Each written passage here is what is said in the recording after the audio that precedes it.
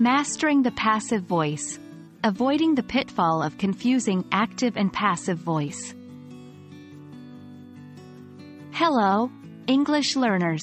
Today, we are going to tackle an important subject in English grammar that many students find tricky.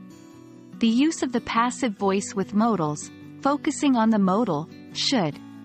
We'll dive into common mistakes students make, particularly confusing active and passive voice, and share some handy tips on how to avoid them. Let's start with a brief recap. In English, we have two ways of expressing actions: active voice and passive voice. Active voice is when the subject performs the action, like, the cat chased the mouse. Passive voice is when the subject is acted upon, such as, the mouse was chased by the cat. When we use should in the passive voice, the structure is should be plus past participle. For example, the report should be finished by Friday. The action, finishing the report, is happening to the subject, not being done by it. Remember, in passive voice, the focus is on the action, not who or what is performing the action. The most common mistake when using should in the passive voice is accidentally switching to active voice. Here's an example.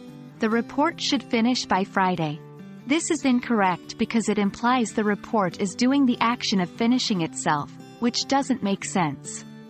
So, remember, if you're using should to express an obligation or expectation about an action, make sure you're using the correct passive voice structure. Should be plus past participle. Now, let's discuss how to avoid this common mistake. Here are some tips. 1. Always identify the doer and the receiver of the action. This helps you understand who or what is performing the action and who or what is being acted upon. 2. Practice converting active to passive sentences and vice versa. This helps strengthen your understanding of both voice structures. 3. Review and memorize common past participles. Many errors occur due to unfamiliarity with past participles. 4. Use grammar checking tools. These can help catch errors you might miss. Remember, mastering any language skill takes time and practice, so don't get discouraged if you make mistakes.